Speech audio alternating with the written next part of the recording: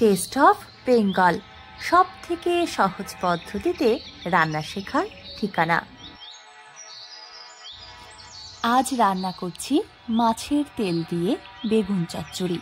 খুব সাধারণ একটা রান্না, আমাদের গ্রাম বাংলার রান্না, কিন্তু এর স্বাদ এতটাই ভালো যে পাতে থাকলে আর অন্য কোনো কিছুর প্রয়োজন হয় না।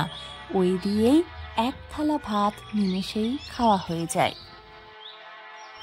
বড় সাইজের তাজা রুই কিংবা কাতলার তেল দিয়ে এই রান্নাটা খুব ভালো হয়। আমি এখানে রুই মাছের তেল নিয়ে নিয়েছি। কড়াইতে আমি কোনো তেল না দিয়েই মাছের তেলটা দিয়েছি, মানে কড়াই গরম করে মাছের তেলটা দিয়ে দিয়েছি।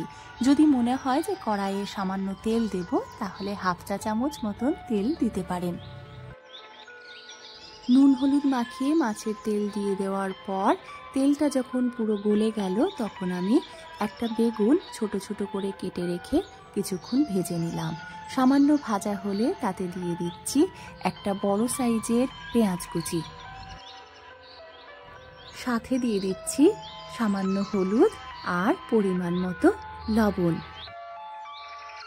দিয়ে দিচ্ছি চিড়ে রাখা 3টে কাঁচা লঙ্কা। এবারে ঢাকা দিয়ে আঁচ কমিয়ে রেখে আমরা বেগুন আর পেঁয়াজ খুব ভালো করে ভেজে নেব। খুবই কম উপকরণ এবং কম সময়ে এই রান্নাটা কিন্তু হয়ে যায়। দেখতেই পাচ্ছি যে ভাজা হয়ে এসেছে। এবারে এর মধ্যে দিয়ে দেব অল্প অল্প করে জল, পুরো বেগুনটা একেবারে গলে যাবে।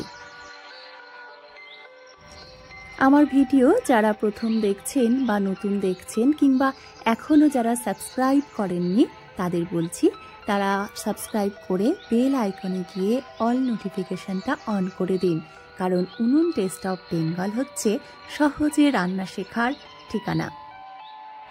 আমার মনে হচ্ছে আর একটু লবণ দেওয়া প্রয়োজন, তাই সামান্য নুন আমি দিয়ে দিলাম। আর হ্যাঁ, শুধু ইউটিউব না, আপনারা চাইলে কিন্তু উনুন টেস্ট অফ বেঙ্গলের পেজকে পেয়ে যাবেন ফেসবুকেও। এবারে আমি দিয়ে দিলাম 1 টেবিল চামচ মতন চিনি। এই রান্নাটা কিন্তু একটু মিষ্টি মিষ্টি খেতেই ভালো লাগে, মিষ্টি না দিলে রান্নায় স্বাদ আসবে না। তবে যাদের শারীরিক অসুস্থতার জন্য মিষ্টি বা চিনি খাওয়া বারণ, তারা চিনিটা এড়িয়ে গিয়ে এইভাবেই রান্না করবেন। পেঁয়াজ এবং বেগুন প্রায় গলে এসেছে, আমরা দেখতেই পাচ্ছি। এই সময়ে দিয়ে দিচ্ছি হাফ গ্লাস মতন জল। এবারে আমরা আর ঢাকা দিচ্ছি না, এমনিতেই গলে যাবে। আঁচ কমিয়ে রেখে আমি এই রান্নাটা করে নিচ্ছি। আর যতক্ষণ না একেবারে গলে যাচ্ছে সেদ্ধর মতো, ততক্ষণ আমরা এটা রান্না করব।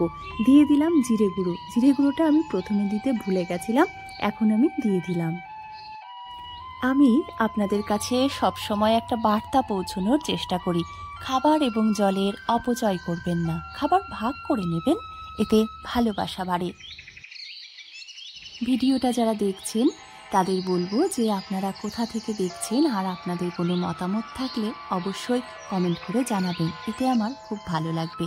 দেখুন আমাদের রান্না হয়ে গেছে, বেগুনটা পুরো গলেও গেছে আর তেলও ছেড়ে এসেছে। এবারে আমি এটা গরম ভাতের সঙ্গে পরিবেশন করব, আর এই খাবার পাতে থাকলে আর কিচ্ছু লাগে না।